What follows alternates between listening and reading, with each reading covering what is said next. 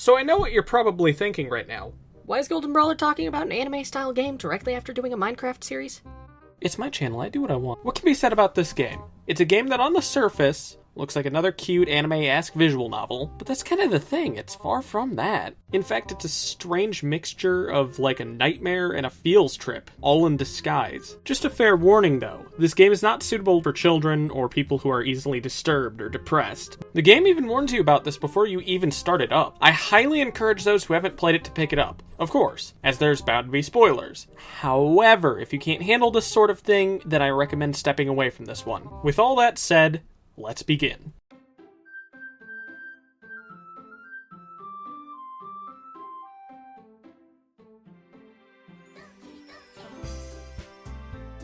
Doki Doki Literature Club is a psychological horror visual novel made by Team Salvato. Huh, so Dan was apparently on the Project M development team. Interesting, so this is the second time I've talked about something he's worked on. It stars a named character, mine being GB, who's just a bit too clueless. Sayori, the cheerful childhood best friend. Yuri, a shy girl with a passion for reading. Natsuki, your typical tsundere who enjoys her manga. And lastly, Monika, the caring and intelligent class president. The goal sounds simple enough. Win a girl over by making the right choices, and it'll end with your character and that girl hooking up. However, that's when you realize something isn't quite right. Now let me be clear. This is not a review of the game. This is not speculation for how this ties into their next game. This is just an in-depth look at what this game offers. And I know other people have made several videos on this game already, but that's why I aim to cover what makes each act tick, so to speak. Now that my hat's officially in the ring, let's begin, shall we? The game starts out innocently, and as the game progresses, you learn a little bit about each character. Natsuki is a victim of abuse, Yuri is a victim of self-harm, and is into some weird shit, to say the least. And Sayori has a severe case of depression. Alright, Goldenbrawler, but how is this act conditioning you? Is what you're probably thinking right now. Well, to answer that question, it conditions you to believe that this is just a normal visual novel, and makes you forget about that little psychological horror tag. Not only that, but by this point in the game, you've figured out how things work, and you have a general understanding of the mechanics and the characters. What the fuck?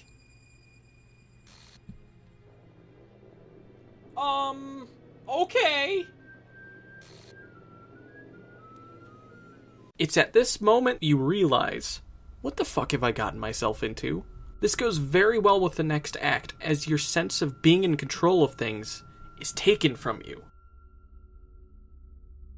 Act 2 is filled with glitches and bugs while the game tries to fix itself. Or so you're meant to believe. Not only are the strange glitches out of place, but you start to realize something. The characters sure are acting strange. Yuri slowly and surely becomes more twisted as time goes on, Natsuki constantly bugs out, and Monika seems to have a bit more knowledge about what's going on than she's leading you to believe. This segment is just horrifying to go through. From Yuri going fully yandere, make it stop please, I don't like this, I don't like this, to Natsuki being on the fritz, make it stop. Add on to that the fact that you've been conditioned to play the game a certain way, and now it's completely taken a 180. Your choices suddenly have no meaning. They have taken that away from you. It makes you feel powerless, just waiting for whatever horror they throw in your face next. For example, you could try to go down Natsuki's route, but it would just lead you to Yuri's anyways. With her deciding to... yeah.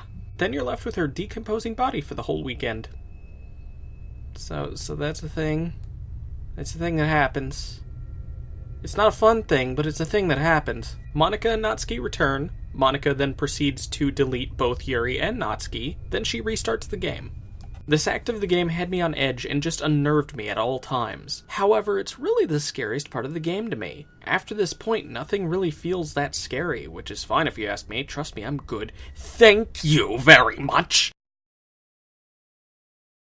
Act 3 is like... is this the real life? Is this just fantasy?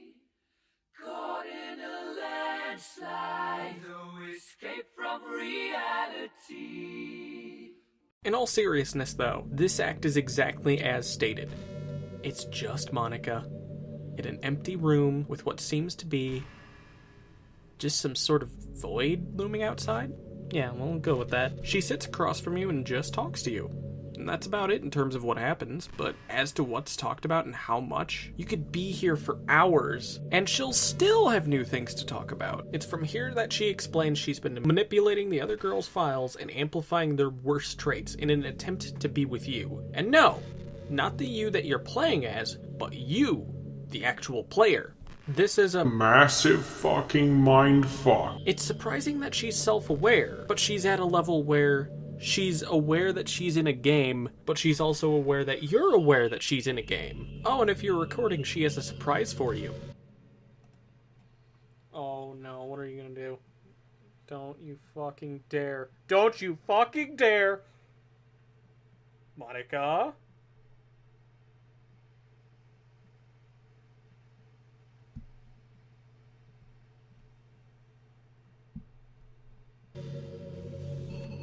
Fuck you, Monika, what the hell? God damn it. That was not as bad as some of the other scares, I'm just gonna be completely honest. This part of the game is very meta and philosophical, and it kind of makes you question your own life and the meaning behind it. You're never given much choice when she asks if you love her, but if you do stick around, she'll share her thoughts on various topics, from her being a vegetarian, to her wanting to be in the same room as you, to how she views all her friends as code and her actions as practically harmless, seeing as they were never real in the first place. No matter how you feel about her or what she's done, the only way to advance in the game is to delete her file. Otherwise, you're just kinda stuck. Your actions drive her to bring back the other girls, feeling remorse for what she's done, and because she still loves you and wants to make you happy. Of course, you could just cheat like I did and just move her file instead of outright deleting her, but that still counts as deleting her, sadly. Since Monika restored the other girls and restarted the game, Sayori becomes the new president in her stead. All seems well, but when Yuri and Natsuki both leave, Sayori reveals that she's in the exact same position as Monika was, so she is able to know everything that had happened. From here on, you have two outcomes. If you just play through the game normally, Sayori goes even further than Monika and deletes everything right off the bat, only to be stopped by Monika, who claims there's no happiness in the literature club, and deletes the game while playing you a song that she had been working on since the beginning of the game. All that's left is a note from Monika saying she disbanded the club. However, if you played through each route and have seen all 9 CGs, Sayori will thank you for what you've done, and for enjoying the game enough to make every girl happy. Then the credits roll to Monika's song, and a final note from Dan Salvato himself thanks the players who went through the trouble of getting the special ending. It's bittersweet then, because at the end of the day, no matter what you did, the ending leaves you wishing there was more to it, and that there was something you could have done differently. Even in the good ending, Sayori tells you should come back sometime, but you both know you can't. At least, not without restarting the game, you can't. And you know what that would entail, putting them through that all over again. And as such, it ends on a bittersweet note. However, this video isn't over just yet. In fact, there's one more topic that I really felt the need to discuss. Monika. Aw, dedicating a whole topic to me? GB, you're so sweet. What the fuck? Did I scare you? Yeah, just a little bit. How did you... When did you... You put me in here, remember? I wonder what'll happen when I drag Monika's file into Sony Vegas. What the hell's that? That's a shame. I'll grab myself water and start recording it.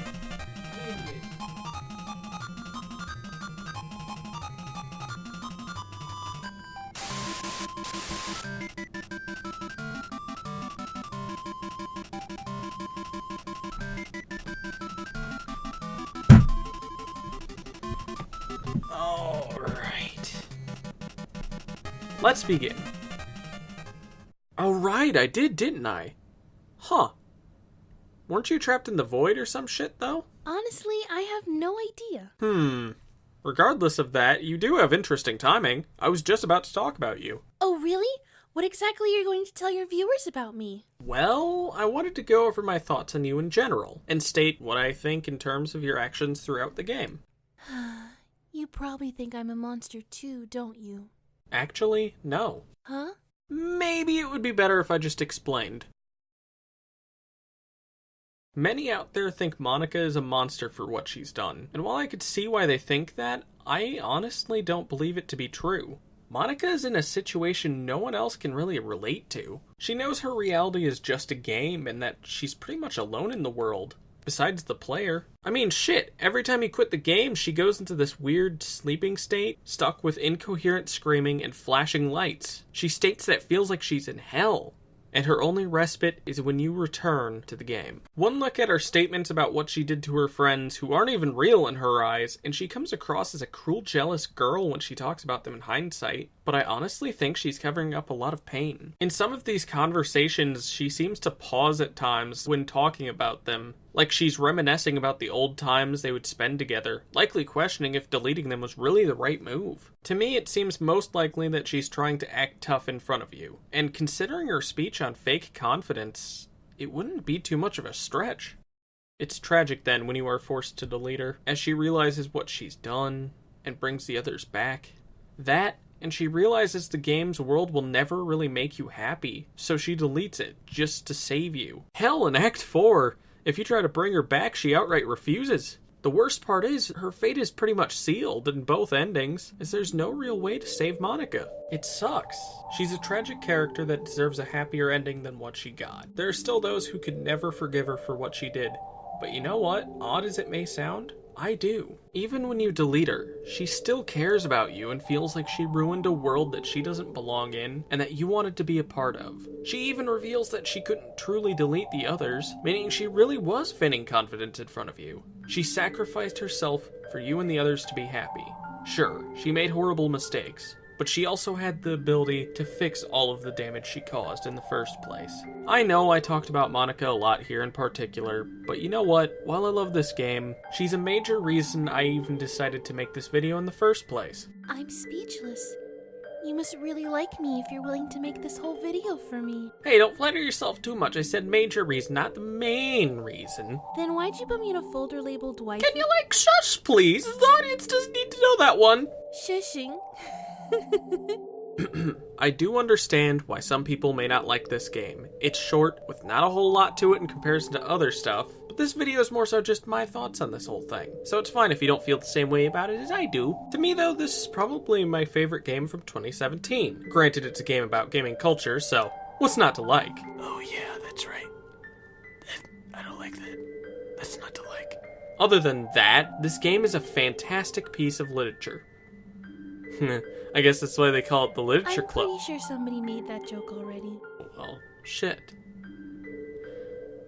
I'm sorry if I left you all hanging. Did you just... I'm sorry if you felt like I just jabbed at your heart with that one. Please stop. But maybe you all just need to look at this from a new angle. Cease and desist. I assure you, my next one will surely delete the competition. I know things that are much worse than acting. Okay, I'm sorry, I'll stop.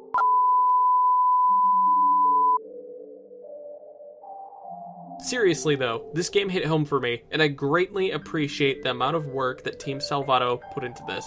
It was so well done, and such a fantastic experience, so hats off to you. We're at the end of the video? That means our time together is over, isn't it? Sadly, yes, but that's how these things tend to go. Then I just want to say that I'm glad at least I got to spend some time with you and your fans. While a bit startling, it was nice to have you on, but I do think the video has been running for long enough. As such, it's time to say thank you all so much for watching. I'll try to have another video up by early February. Until then, though... Monika out! God damn it! Special thanks to Gaby for bringing Monika to life this video. She did a fantastic job, so go check out her SoundCloud. While you're still here, check out my Minecraft Hardcore series, featuring Chicken Cup and Frog Tunes. If you haven't already, it was a lot of fun. And like and subscribe or something if you want to see more, okay? Okay.